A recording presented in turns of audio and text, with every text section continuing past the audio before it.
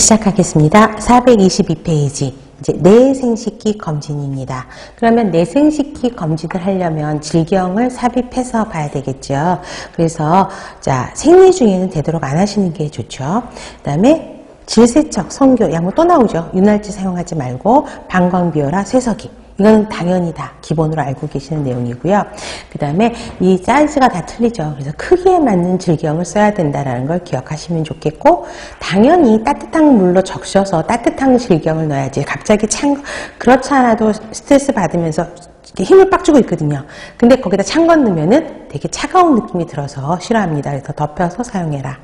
그 다음에 처음에는 질구 벌리고 외구 사정하면서 삽입하는 건 아실 거고요. 처음에 질경을 처음부터 벌리고 들어가면 안 되겠죠. 닫은 상태로 삽입을 하는데 후벽적으로 45도 아래쪽으로 향해서 비틀어 삽입한 다음에 질경의 날이 수평으로 된 다음에 회전을 시킵니다.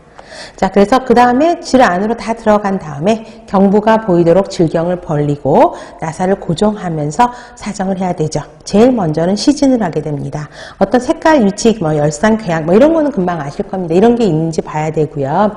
그 다음에 도말 및 궤양 검사를 하게 돼요. 펩스메어 검사도 질경을 넣어서 하는 거거든요. 질 안에 넣어가지고 하는 거기 때문에. 그래서 펩스메어 검사를 하는데 자, 세 곳에서 분비물을 채취하죠. 경부 내부, 그 다음에 편평, 원주, 상비, 접합비가 항상 한다 그랬었죠. 그 다음에 아까 질 후원계에서도 한다 그랬었죠. 그래서 세 곳에서 자궁 경부암 진단을 할 때 여기서 착출을 하게 됩니다. 그럼 아까 설명드렸었죠. 배양을 검사할 때는 펩스메어를 한 다음에 한다, 하기 전에 한다. 하기 전에 세포 배양 검사를 하고 그 다음에 펩스메어 검사를 한다라고 보시면 됩니다. 그 다음에 시진을 하면 되죠. 그래서 경부 시진이라든가 질벽 시진을 하면 되고요. 그 다음에 마지막으로 하는 게 양손 촉진법 한다고 그랬었죠. 그래서 자, 이런 자궁 부속기, 그죠? 직장 사이에 두 손을 넣어서 촉진을 하는 게 양손 촉진입니다. 그래서 여러분들 그림을 보시면 바로 아실 거예요. 한 손으로 엄지, 검지는 음순을 벌리고 소독장갑을 찐 검지, 중지를 넣어서 윤활제를 바른 다음에 삽입을 하게 되죠. 그래서 자, 질 속에 있는 손가락을 빼내기 전에 힘을 주라고 이야기를 합니다. 자, 그래서 자궁 크기, 모양, 그 다음에 난소 크기, 질병 상태들을 확인할 수가 있는데, 자, 난소 그림을 보시면 아시죠? 한 손은 어디 쪽에 있어요? 그쵸? 치골결합이라든가 배꼽 있는 부분에서 복부에 올리고 있고, 한 손 장갑 낀 손은 검지시지 넣어서 질강으로 삽입하는 거죠. 이게 양손 촉진법입니다. 네, 정상적인 거는 뭐 3, 4cm가 정상 이하가 정상이다 이거보다는 중요한 건 정상적인 난소는 촉진된다, 촉진되지 않는다. 촉진되지 않는다를 기억하시면 돼요. 폐경이 닿으면, 자, 폐경이면 난소 크기가 커져요, 작아져요? 작아져요. 더 작아지는데 폐경이면 더 촉진이 안 되겠죠. 정상적인 경우도 안 되는데 폐경이면 더 안 만져져. 근데 만져지면 종양인 거야. 그쪽 부분에. 그 다음에 난관도, 그러니까 정상인 경우는 난소, 난관 다 안 만져진다고요. 이걸 기억하시면 됩니다. 그 다음에 직장 질건입니다.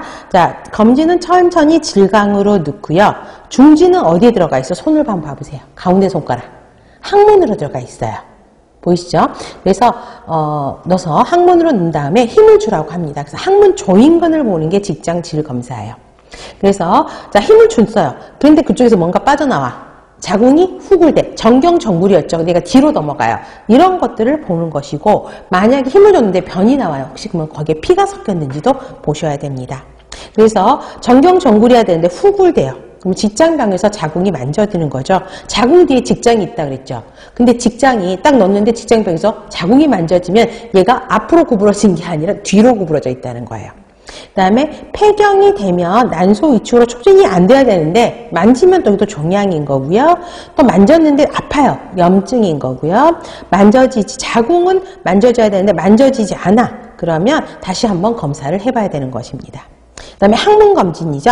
항문에다가 항문 주위를 문질러서 항문 조인근을 이완시키고, 먼저 이완을 시켜야 되죠. 그 다음에 보시면 좋습니다. 그래서 처녀인 경우에는 처녀막 보호를 위해서 항문 검진을 한다는 거 기억하셔야 돼요. 그래서 상과 가면 처녀냐 아니냐를 먼저 물어보게 돼 있어요. 질경 검사를 하게 되면. 근데 그거를 말하고 해야 되지, 진짜 처녀가 질 쪽으로 넣어서 검사하면 절대 안 되겠죠. 또 그런 문제도 발생합니다. 그래서 보시면 돼요. 자, 나머지 비정상적인 거는 그냥 금방 아실 수 있을 거예요. 흐름으로 보셔도 됩니다. 그 다음에 가족 계획에 대한 문제가 우리 실생활에서 많이 나오잖아요. 그래서 피임하는 문제들 의외로 잘할 것 같은데요. 우리 여학생들 보면 참 몰라요. 그나마 간호학과 학생들은 좀 알 것 같은데 간호학과 아닌 학생들은 생각보다 이쪽에 무지한 친구들이 참 많아요. 자, 가족 계획, 그죠? 정의죠. 이건 흐름으로 보셔도 되죠. 계획적으로 분만하는 거. 피임은, 자, 착상하는 거를 막는 게 피임인 거죠. 그죠? 보시면 돼요. 자, 피임 방법의 이론을 보면, 자, 원리는 임신 과정에 4단계가 있어요. 지금 보시는 게 1단계에서 4단계. 이 과정 중에 한 단계를 방해해서 피임을 하는 게 이 방법입니다. 1단계는요, 성세포 생산을 못하게 하는 거예요. 그래서 아예 고환을 제거해버리고 난소를 제거해버리면 성호르몬이 나오지 않죠. 그렇기 때문에 이제 피임이 되는 거고, 2단계는 배란을 억제하는 거예요. 우리 배란할 때 임신이 되는 거잖아요. 그러니까 배란을 하지 않도록, 그 다음에 남자 정자를 배출하지 않도록 하는 방법이 이 방법입니다. 그래서 일시적인 거는 먹는 경구피임약들이 일시적으로 하는 거고, 주사도 있고 피하 이식법도 있고요. 영구적인 거는 다 잘라버리는 거죠. 절개를 하든 절제를 하든. 난관 결찰은 뭐예요?